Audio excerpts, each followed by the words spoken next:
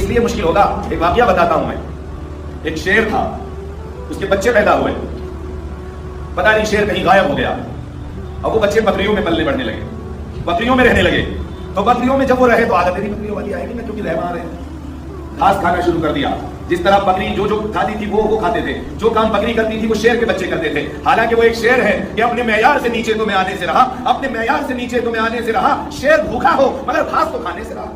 لیکن چونکہ وہ بکریوں کے اندر, بکریوں کے ریوڑ میں, بکریوں کے ہجوم میں, بکریوں کے ماحول میں پلے بڑھے تھے, وہ بڑے ہو گئے لیکن ان کو اپنی طاقت کا اندازہ نہیں تھا, تو وہ گھاس کھاتے تھے اور انہی کی طرح کے کام کرتے تھے. ایک دن یہ ہوا کہ جب شیر کو بھوک لگی, پیاس لگی, تو شیر پانی کے لیے دوڑا. وہ شیر کا بچہ پانی کے لیے دوڑا, کیونکہ وہ بڑا ہو چکا تھا. تو جیسے ہی اس نے پانی پینے کے لیے, بھائی منہ سے ہی پانی پیے گا نا, تو جب اس نے منہ اپنی زبان پانی کے اندر ڈال کر کے پانی پینے کی کوشش کی تو پانی کے اندر چہرہ نظر آتا ہے. تو جیسے ہی اس کو چہرہ نظر آیا تو وہ ڈر گیا, کانپ گیا اور سوچا میرا باپ پانی میں کہاں, میرا باپ یہاں کہاں ہے. کیوں؟ بچہ جو ہوتا ہے وہ بڑوں کے چہرے نہیں بھولتا, بچوں کا چہرہ چھوٹے بڑے ہونے تک بدل جاتا ہے, لیکن جو انسان 40 کو کراس کرتا ہے وہ 60 تک بھی ایسا ہی رہتا ہے. تو شیر کو اس نے بڑا دیکھا تھا تو اپنے باپ کا چہرہ اس کو یاد تھا, لیکن چونکہ اب یہ شیر بھی بڑا ہو گیا تھا لیکن اپنی طاقت کا اندازہ نہیں تھا. جیسے ہی اس نے پانی میں اپنا منہ ڈالا, جیسے ہی اس نے پانی میں اپنا چہرہ دیکھا, اس کو اپنا چہرہ تو یاد نہیں تھا لیکن اپنے باپ کا چہرہ یاد تھا. جیسے ہی اس نے منہ ڈالا اس کو لگا کہ میرا باپ پانی میں کہاں سے آ گیا, ڈر گیا.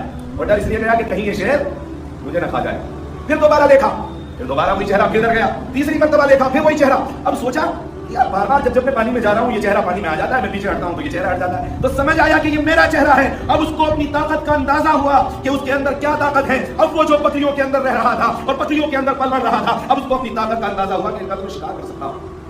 اب اس کو اپنی طاقت کا اندازہ ہوا کیونکہ اس نے اپنی طاقت کو سمجھ لیا. طاقت تو اس کی جب بھی تھی نا جب وہ بکریوں میں رہ رہا تھا, لیکن اسے پتہ ہی نہیں تھا. اسی طرح ہم انسانوں کو, چونکہ ہم ہی یوں زندگی گزار رہے ہیں, خدا کی طاقت سے دور ہیں, تو ہمیں خدا کی طاقت کا اندازہ نہیں ہے, اپنی طاقت کا اندازہ نہیں. بس ہم یہی سمجھتے ہیں کہ یہ دنیا چل رہی ہے یوں. جس روز خدا کی طاقت کا اندازہ ہو جائے اس روز سمجھ لینا کہ آپ کی زندگی کا مقصد حل ہو گیا. جب تک آپ کو خدا کی طاقت کا اندازہ نہیں ہوگا, جب تک آپ اپنے خدا کو, اپنے رب کو نہیں پہچانیں گے, جب تک آپ کی زندگی بے مقصد رہے گی. اس کو بامقصد بنائیے, خدا کو پہچانیے. خدا کو پہچاننے کا واحد طریقہ ہے اپنے من میں ڈوب کر پاجا سراغ زندگی. تو اگر میرا نہیں بنتا نہ بن, اپنا تو بن. انسان اپنا بن جائے اور سچائی سے اپنا بنے. اپنا بننے کا بھی یہ مطلب نہیں ہے کہ بس اپنے بارے میں سوچے. انسان اب کیا ہو گیا ہے, اب یہ ہو گیا ہے انسان کا کہ وہ صرف اپنے بارے میں سوچتا ہے. اور سوچتا کیسے ہے کہ بس کسی طرح نا میں عیش و عشرت کی زندگی گزاروں, میرے بچے کس طرح لیوش لائف اسٹائل کے ساتھ رہیں, میرے بچے شہر کے سب سے بڑے اسکول اور کالج میں کیسے جائیں. اچھی بات ہے, کوئی بات نہیں ہے, بہت اچھی بات ہے, لیکن صرف یہی سوچنا کہ میرے جائیں اور پڑوسی کے وہیں پڑے رہیں.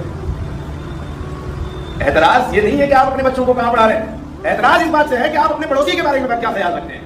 اس لیے اپنی سوچ کو